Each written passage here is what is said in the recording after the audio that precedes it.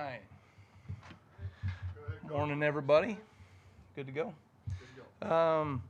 Just a wrap up of and recap of last week before we go on to this week. I thought our guys played really hard on Saturday. You know, they've been prepping, they've been working. They did just a phenomenal job of kind of staying locked into the process through fall camp.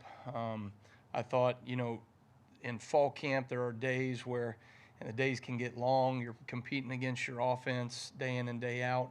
And I thought our guys brought energy. They brought focus, a level of detail that was consistent throughout fall camp. And Coach DeBoer said it best to the team the other day: you get what you deserve. And I thought our players got what they deserve on Saturday in terms of their effort and focus, and those things were really good. Our keys to victory: we said we had to swarm tackle. We had to do a great job of these guys. You know, they force you to make space tackles, and I think for the most part we did that. There was a drive where we had a couple missed tackles on some critical third downs, and we got to get those things cleaned up, particularly in some vision coverage where our guys did not have their eyes on the quarterback, and so their feet weren't in the ground to drive on the ball once the ball was thrown. So we'll get those things cleaned up. We had to handle some of the tempo and the formations and all the and goes, and there's a lot of different, you know, screens and goes and all that stuff, trick plays. I thought we handled those things well early. We showed that we could handle some of their tempo early and their formations out of tempo early. And then, you know, we really had to play a dominant style of defense up front in particular. And I thought our defensive line against the run, linebackers, safety support did a tremendous job throughout the game. We also were able to affect the quarterback in pass rush. We hit him early in the game, and I think that paid dividends as we started taking the ball away and getting off the field on third downs. And then also, you know, as you got going, we didn't get, you know, a number of sacks as the game went, but I thought we affected him. And I think we had maybe 4 pass breakups, right, coming from the D-line, guys getting their hands on the ball, tip balls in the area as well. I was really proud of our guys and their fight in the red zone.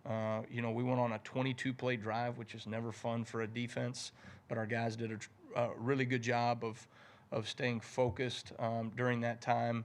And really, you know, half the battle in the red zone is just finding the will to be able to fight when it matters most. And I thought our guys did that to be able to get a great fourth down stop down there. I thought, you know, the 2 takeaways early were positive, but I did not think we capitalized on takeaways as a defense. I thought we had opportunities to score on defense multiple times, and we did not make the most of those opportunities. We also had opportunities in the backfield. You know, sacks are great, but sack caused fumbles are way better, right, to get the ball back for our offense right there on the spot. So those are things that the guys have really been challenged. I did not think we met the standard of what we're capable of as a defense there. And so I hope to see a response in our players just in terms of their intentionality to take the ball away.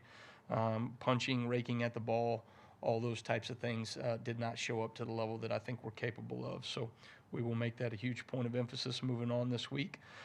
It's critical that our players manage their time well. This is the first actual week, right, of the season where you have a Sunday to a Saturday.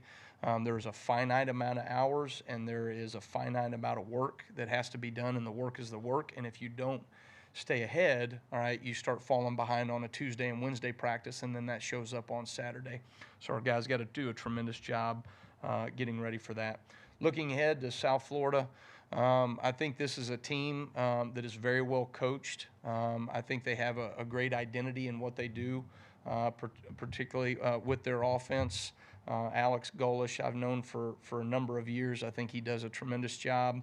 Those guys are very detailed in what they do in the run game. They have a lot of volume in the run game. They do a number of things in terms of finding space in their passing game.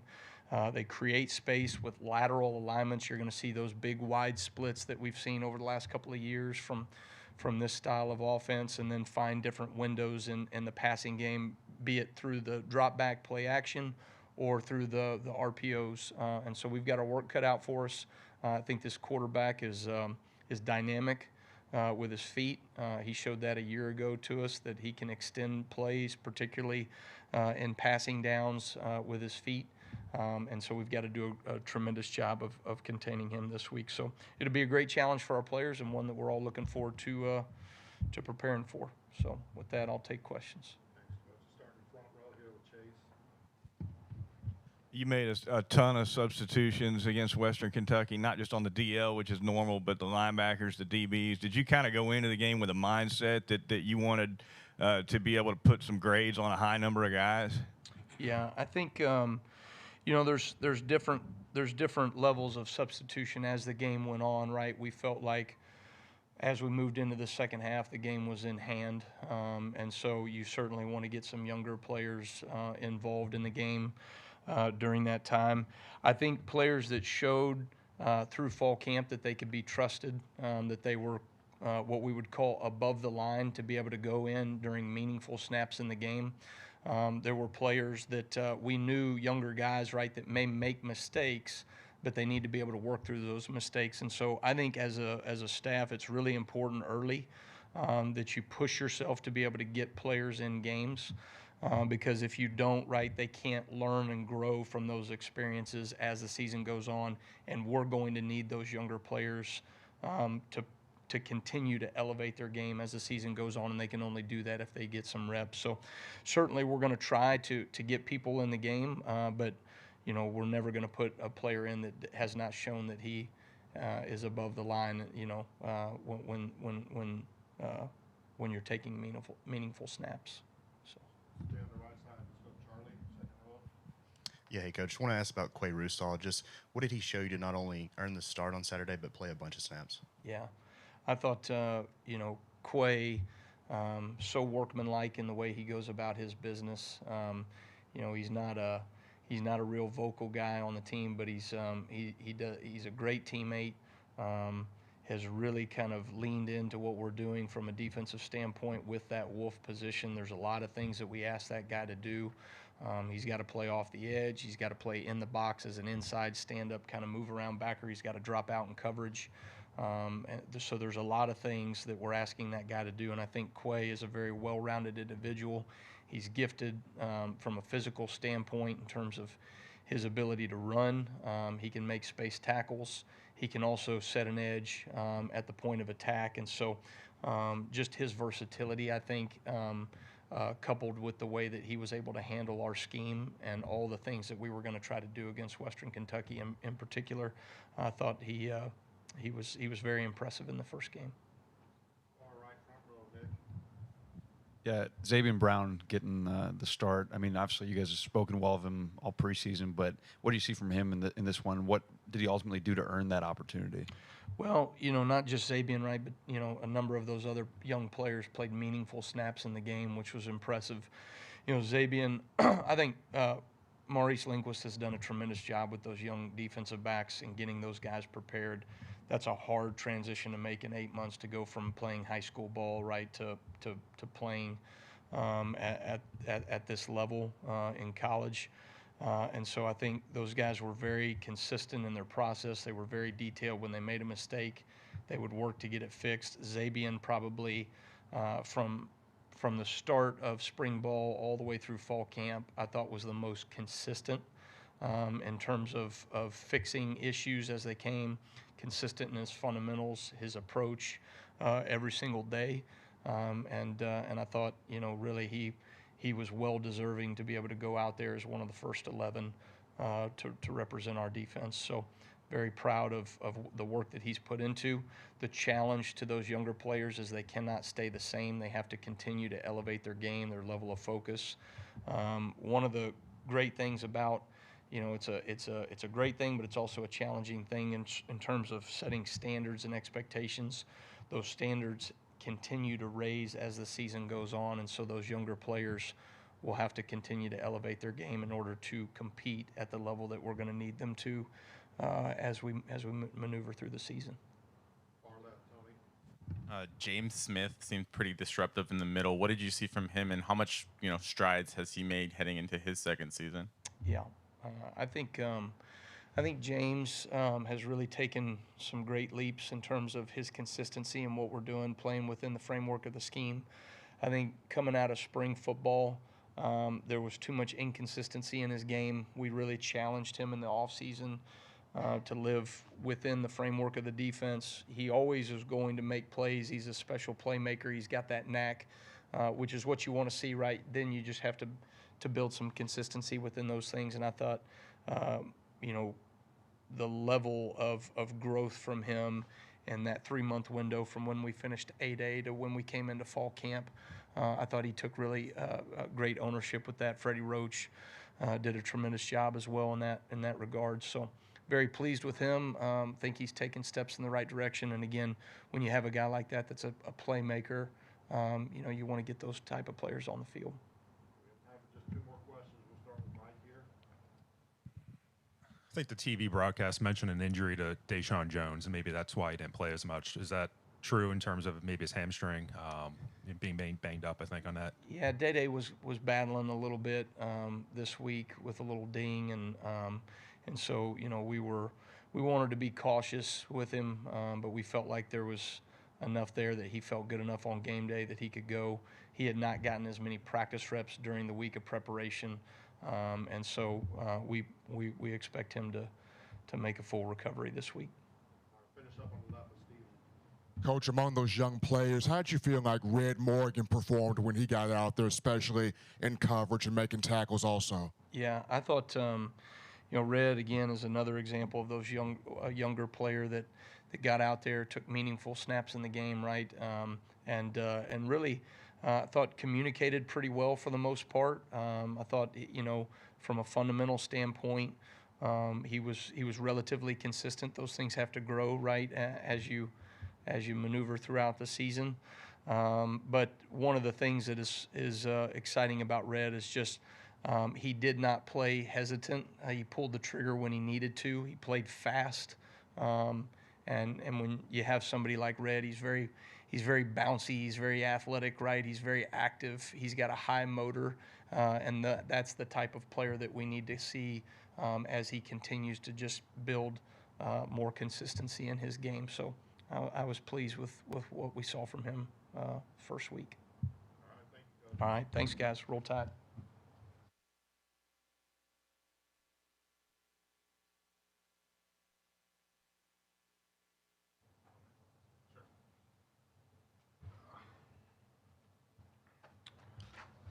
Coach Sheridan, we'll begin with the opening statement, and we'll take questions from Coach.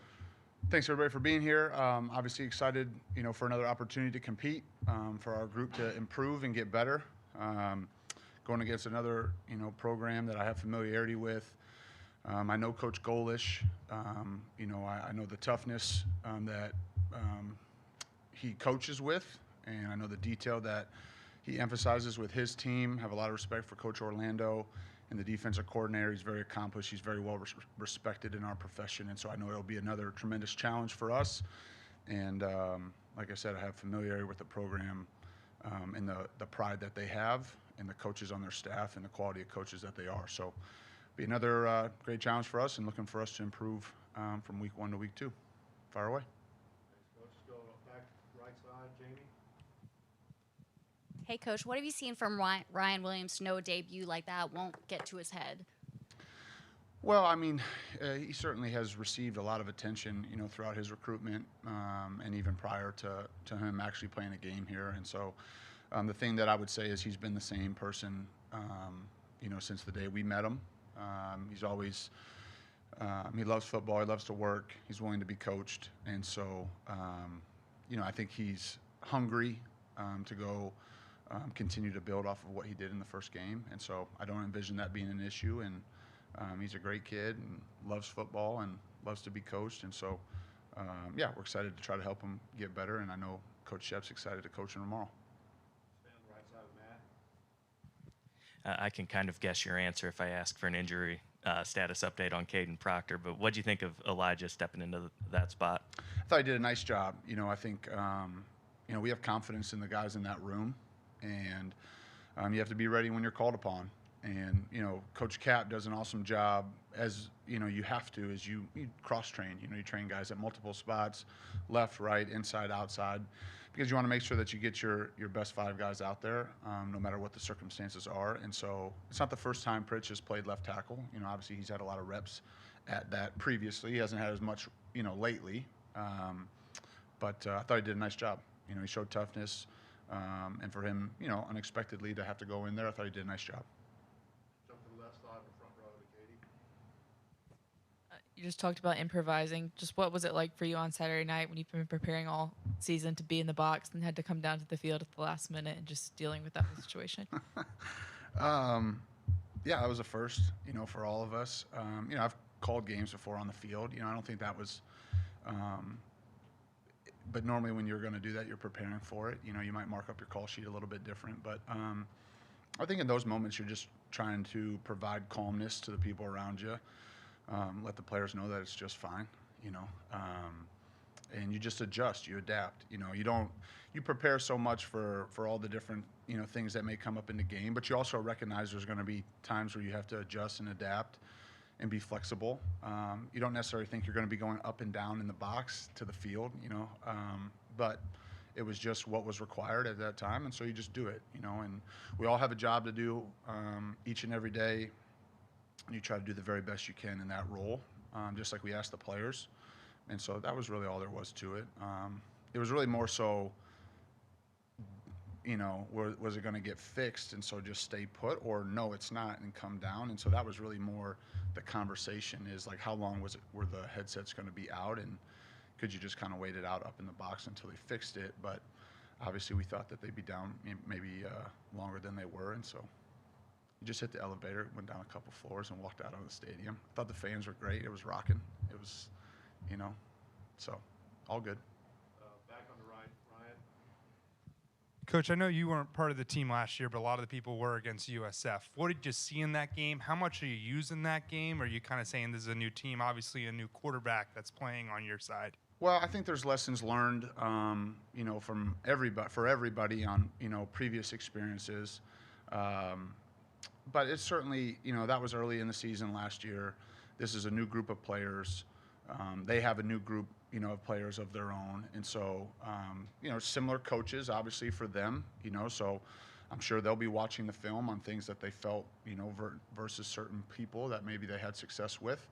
And we're evaluating that.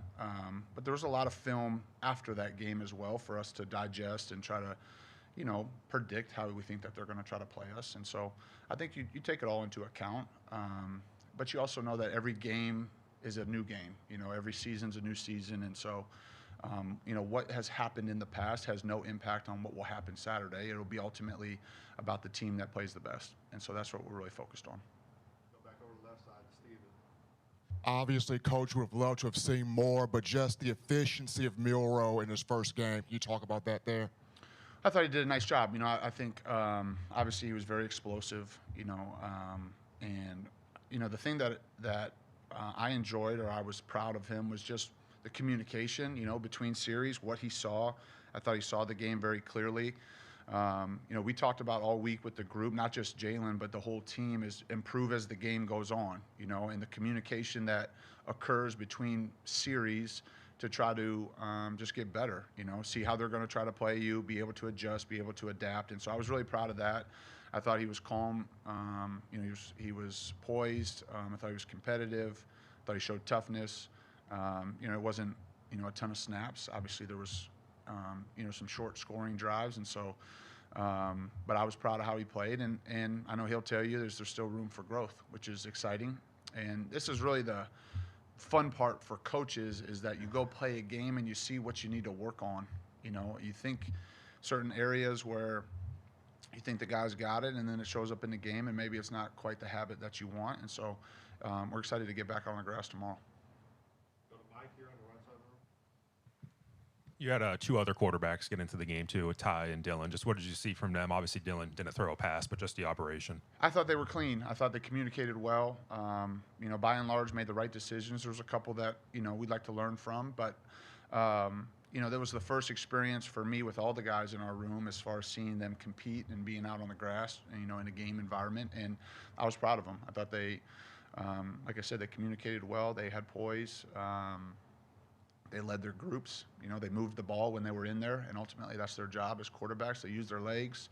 I thought they played football, and it was good to see. I was happy that they both got a chance to get in the game. Go to Charlie on the right. Going back to Jalen, when you're watching film of him when you come in, how did you see him kind of progress over the course of the season after this game last year, this USF game? I wasn't here for that, and so it's a little bit difficult for me to kind of give you a big picture, on what that looked like. I wasn't here. I wasn't a part of that journey for him. Certainly we've had conversations about lessons that he's learned along his journey, just like I've told him about things that I've grown, in when I was a player, as a coach, you name it. I mean, that's the type of relationship that you're always trying to build and create, so that you have that relationship built on trust, and you can communicate about things that you've been through, and how you got where you are. So it's hard for me to say specifically as far as how he improved or what that looks like. We're just focused on just trying to be better this week than we were last week, and that's really where all of our attention is right now. We have time for a few more questions. We'll jump on the left side to Tony. Back to the elevator improvisation. How long does it take you to get from the coaching box to the elevator? And obviously, you guys were able to learn that while they had the ball. Do you have a plan in place for if that was to happen? If you guys had the ball, if you're trying to get down there, is there somebody, does DeBoer step in and make the calls, or how does that work? Yes. I wouldn't say we spend a ton of time on the headsets going down and me getting stuck in the elevator. It wasn't that long. Most people were in the seats, so there wasn't too many people on the elevator. But we'll be okay, I guess. I mean, we'll be prepared for it next time if that happens. I get stuck in the elevator. Go Chase on the right side here.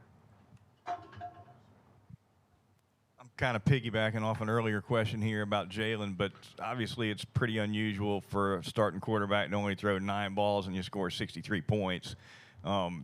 He was efficient for sure, but just from an evaluation standpoint, did you watch film and think, man, I wish I could sink my teeth into more than 9 throws here? No, I mean, we're just trying to win. That's really all we're focused on. And I think there was lots to learn from, even in the plays that he had. And that's true. We're mindful of that with not just Jalen, but all the guys as you're trying to get snaps in a game environment. And so we were mindful of that. Obviously we just had some short scoring drives. And so not just him, but a lot of the guys didn't have as many snaps as maybe you would anticipate in a game. So, no, I mean, I thought he played great, and there's things to work on. There's reads, footworks that he can clean up. He sees that. He acknowledges that. He's excited about the opportunity to work and continue to grow and get better. I'm excited for the chance to coach him. So, no, we're not, disappointed in the fact that he only had 9 attempts. It's just kind of how the game played out. Finish up with Nick here on the right. Yeah, so when you were able to use the helmet comms, how was that experience, the first game action with that? I thought by and large it was clean. I think there was some communication that we could do better collectively, certainly starting with me and then through the staff and through the players. I think that's pretty typical of most first games where, there was a moment here or there where maybe you didn't, quite communicate as efficiently as you'd like or move as quickly as you would like. But by and large, I thought the guys did a nice job. I think we had one false start, for an opener. We had a couple holding calls, but we had to burn a timeout early in the first half, which was, you'd like not to have to do that. And so there's reasons for those things. There's things that you address both as a staff and as the players on just trying to eliminate those things moving forward. But for the most part, for our first game, I thought it was relatively clean from a communication standpoint. All right, thank you. Okay, thank you. Roll Tide.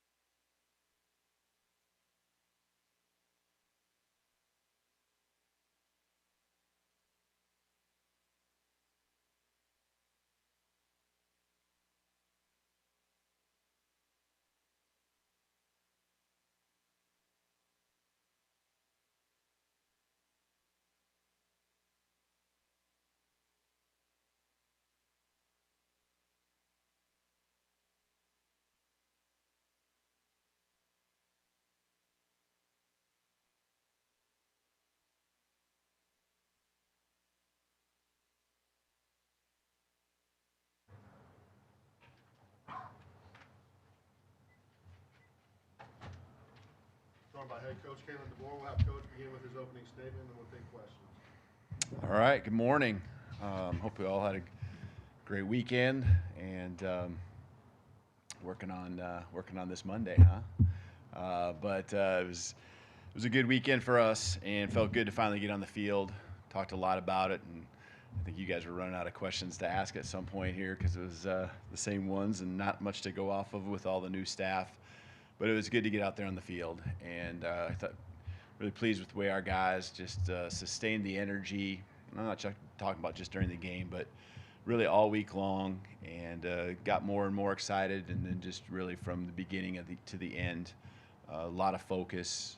You know, we got a lot of guys on the football field, and really felt like they were all ready to go. And again, never going to be perfect, but and a lot of things we can work on. But I appreciate, you know, just where we're at right now, and it kind of tells us where we're at and what we need to be taking to the practice field here this week. But you know, a lot of different things popped up. I think maybe even a question or two has been asked just about the communication and how that headset thing all went down at the beginning. That was something.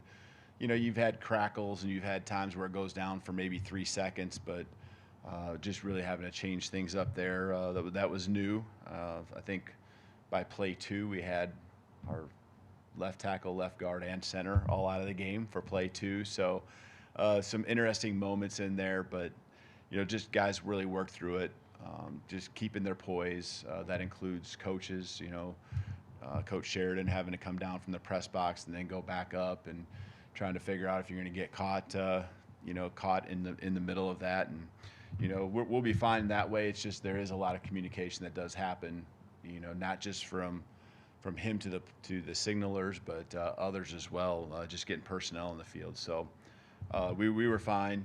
We were fine. It's just different than the normal protocol. So I think, you know, red zone, different parts of the game that we really excelled in was good to see. 4 for 4 offensively. Took a knee there at the end, and then defensively, you know, not giving up any scores on 2 attempts when they got in the red zone. The 2 takeaways early with Keon were really big with the momentum. Really, you know, got the crowd going in kind of about 10 or 15 minutes, whatever it was, where we take the field and everyone's ready to go, and then all of a sudden that delay in the action. So Keon's takeaways and a sack there early really got that momentum and energy back to our whole football team. So really pleased with where we're at week 1, and looking forward to making those big steps that I think usually exist going from week 1 to week 2. All right, thank you, Coach. Start on the front here, right, Nick. Yeah, 2 if I can. First, what did the prognosis show for Caden Proctor? And also, when you watch the film of the offensive line, what did you see in terms of things you really liked and things to improve on? Sure. You know, Caden's got a shoulder situation there. It's one that we will be able to manage, and so that's a positive.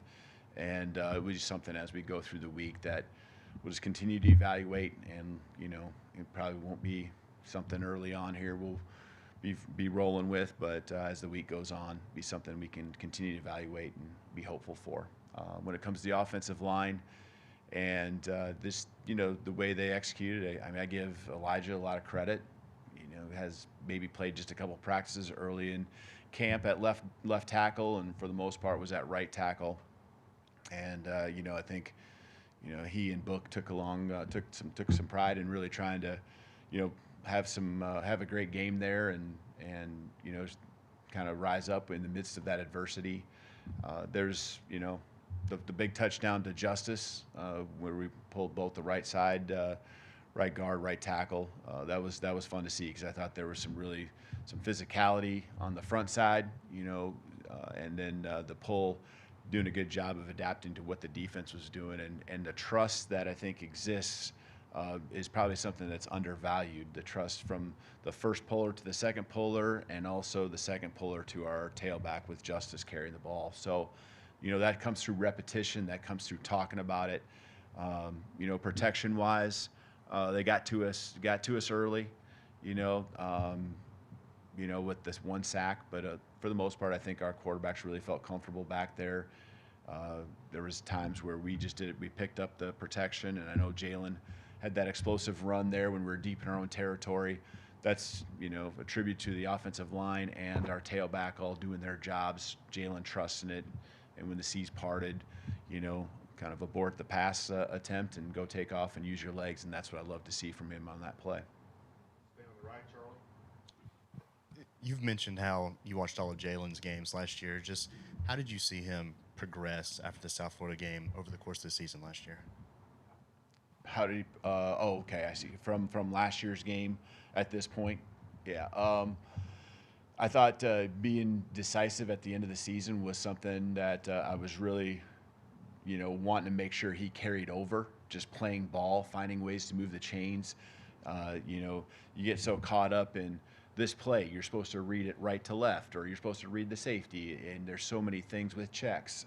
And then there's a point where you just got to go play ball. And I think that that's something that he just got more and more accustomed to, and I felt like that was what he did on Saturday. There wasn't a lot of opportunities. He didn't take that many snaps. He threw it less than 10 times, and so not a big sample size there. But when he did have those opportunities, I thought he took off. I love the touchdown pass to K-Law, where he stepped up, was decisive, had his eyes downfield.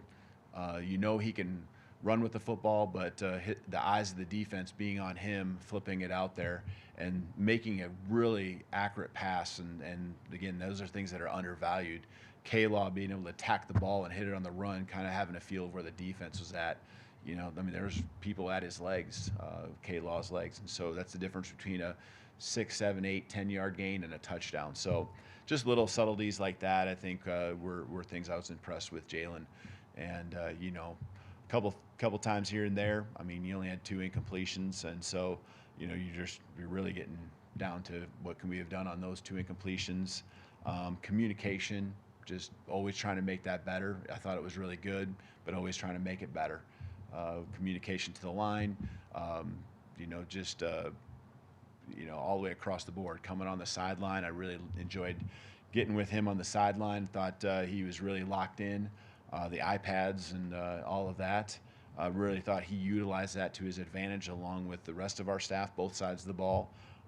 Really kind of a game changer when you look at it, and getting that instant feedback, that instant information to confirm what you thought happened and be on the same page and be able to move forward. So, again, some good steps, obviously early in the season. Katie on the left front row. Kane talked about how important it was going to be for guys to have to manage their time this week, with this being the first kind of real game week, Sunday to Saturday. Just for most of the guys, it being different, having the Sunday practice, just kind of how did you see them respond to that yesterday, or kind of what was it like them starting their game weeks? Yeah, I think, early would be this fall camp or even the summer, when kind of I showed them the schedule of what a normal week would look like. They were kind of maybe wondering what Sunday was going to be all about, but I think they went through it and really, felt good about putting last week's game kind of to bed, it being over, and getting a little bit of work in, even kind of maybe just a couple things that they can identify when they're watching film now that we threw at them or showed them yesterday, just real late in the day. And so, I think they feel like they probably got a head start, and now today's a day where, they're off their feet and really kind of getting their bodies back to where tomorrow morning you turn around, you got a lot of good energy. And so I think they see the way the schedule comes together now to benefit them. And doesn't mean that you can't do it other ways, but that's just how we make it all work together. Stay on the left here, Ryan. Go ahead. Coach, evaluate Wilkin Formby getting his first start right tackle. Yeah, I thought Wilkin, I saw some energy and some excitement out of him. We had some big plays there, and love that. He's, I thought from a game standpoint, very pleased with the steps I feel like he's taken since not just even spring ball, but even through fall camp. It's always about progress, right? It's always about improving, and he is certainly doing that. He's raising his level of physicality, he's raising his level of communication and talking and being on the same page with Jaden next to him. And so, I thought there was physicality. I think there was some, I used the word decisiveness with the quarterback. I felt like he was very decisive and really never looking uncomfortable on, okay, I'm supposed to block this guy, or, assignment-wise. Coach Cap, I think, had all those guys really locked in, and Wilkin would have been a part of that. So good place to start the season with his effort and execution here after week 1. Back over the right side, Matt. Have you seen any extra level of energy from some of the guys who were back from last season for this game after what was almost a disaster last year? You talking about disaster last year? You talking about the USF game, or we haven't. I think there's a piece they probably remember, but I didn't experience that with them, and so it's not like I'm really drawing on that. Reminding them that it was a closer game, and that falls in line with what one of our pieces of our program is, to respect all and fear none. And so that respect factor was there this last week. It's going to be there again this week, and I'm sure that there are certain guys that went through that, as you're suggesting, that have that a different type of determination on top of what we're trying to do with this 2024 team. But I think we're really trying to make it about this season, this team, and trying to take the next steps that are necessary here going into week 2. Go to the left side, Tony. We don't see very many jersey alterations around here. What was the decision to put the C's on the captain's jerseys, and did you get any pushback from maybe some of the real traditional boosters or fans or anything from that? I haven't, because they probably hadn't seen it and known about it till the game, right? So, but that still hasn't happened since. I think the tradition before, right, was more of the captains at the end of the year. So there was something that you weren't going to do during the season, just kind of something that I've done wherever I've been. We have a unity group, a leadership group. Met with them real briefly here this morning, and just kind of going over the whole week, the weekend, anything that they just wanted to add, where they felt we were at with our mindset in particular. But then you have your captains, and I mentioned before that I thought the team did a great job, and I think it's an honor to be a captain. And along with that, I've always liked to have understood through the C on the jersey, which I think is really cool for those guys to be able to wear. Stay on the left side with Steven. Coach, to get 3 running backs into the end zone, like, what confidence does that do for the offensive line and also that whole running back room? Yeah, and a couple of them were explosive plays, so I think it's confidence all around. It's confidence that the offensive line will make those seams for you, and the jams play, just a lot of chaos happening out there with our guys hitting blocks and moving people, and jam hitting that seam, and just both goes both ways. If we get our job done offensive line wise, the tailback's going to do his. If I read it right as a tailback, the offensive line's going to fit the blocks up right. So that's running for 300+ yards. That's something that I don't take lightly. And it's tailbacks, it's Jalen, both quarterbacks actually, did a nice job when their time came to go make plays. And so there's a lot of threats. People, I think, have talked a lot about our threats on the outside, and how that's going to look, and that will continue to evolve as we get more opportunities to throw the ball. But it all, the game was meant to be played one way. You wear pads for a reason. It's because it's a physical game, and so running the football is really important. We got 2 in the back room on the right. Let's start with Jamie, and then we'll go to Ryan. Hey, Coach, did Saban reach out to you after the game? And if so, what did he say? And also, I know the priority is on the game itself, but how much are you looking forward to the Saban field dedication? Yeah, it's we talked actually before the game. He gave me a call on Thursday, and that was really cool for the guys. And he wanted me to pass along that he's thinking about him and wishing him the best, and going to be rooting for him. And you can just tell how much he cares about not just the program but the individuals within it. So wanted to make sure I passed that along, because I think that was important for them to hear, important from both ends. And so and it's going to be an awesome night, having the field named in honor of Coach, and that's really something special. It's one of those things where you're going to play in it and what's happening, but being a part of the ceremony is something the team really can't do. We're in the middle of probably pregame meal and some of those type of prep work, but just to have that the whole honor for Coach Saban, everything he's done here. I know how much that will mean to him, and you know, it's something that I know we have a lot of respect for, and going to make sure that we, you know, continue to do everything we can to make it our house and protect our field here on out, just like it's been in the 17 years that he was here. Ryan, go ahead. She took my question. Coach, the long ball with Ryan Williams, 2 catches, 2 touchdowns. Obviously, you want to see that.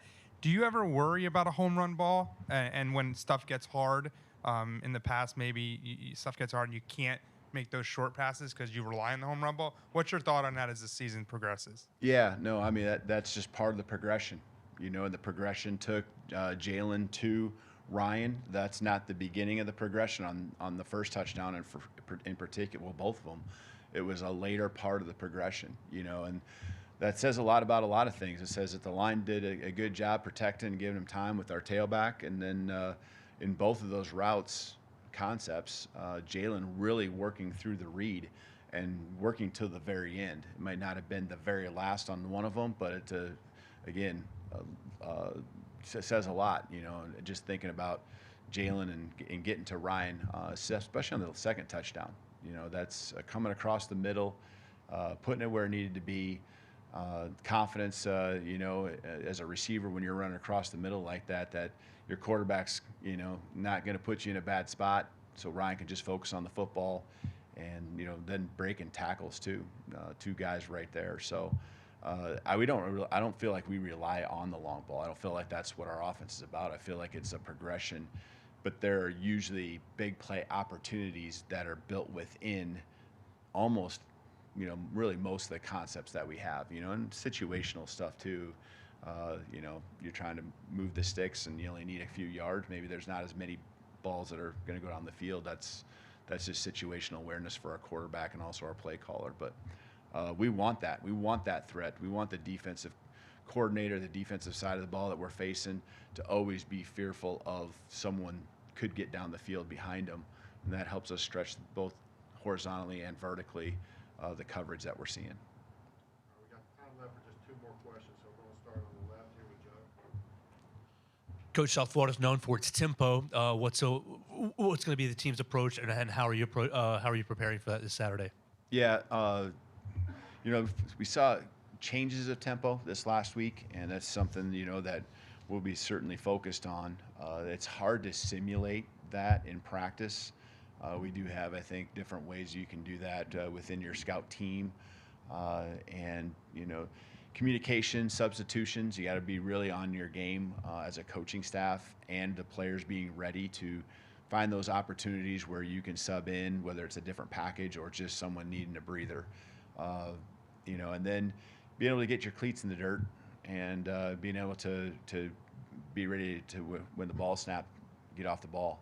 That's I think when we were, which was most of the game, able to do that. We got a consistent pass rush and really felt like we executed well. There was a couple times where we didn't have that, and we recovered.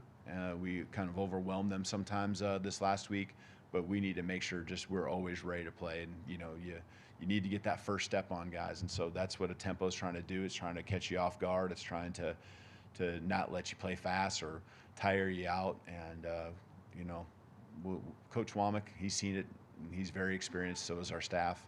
They'll all do a good job of preparing the guys this week. Ariel, all the way in the back. Coach, after you post a shutout win, both sides of the ball doing their jobs, but I wanted to ask you about the specialists, and what did you think about those guys on how to continue growing, specifically with the punt and kickoff return?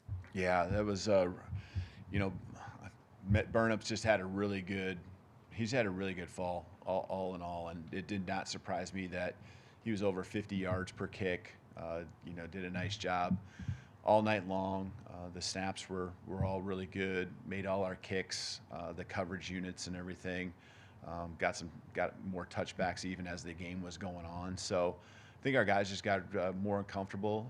That was across the board, but it's specialists, especially the new ones that are, you know, the kicking piece that maybe haven't played in Bryant Denny before. Those guys getting more and more comfortable. Those are valuable reps for them. So even just extra points and just feeling what it's like, the depth perception and all that comes along with each stadium, but there should be a home field advantage piece to playing in your own. So all that stuff I thought was done at a high level, and so they've worked hard for it, and we expect big things out of them all year long. Awesome, thank you. Roll Tide.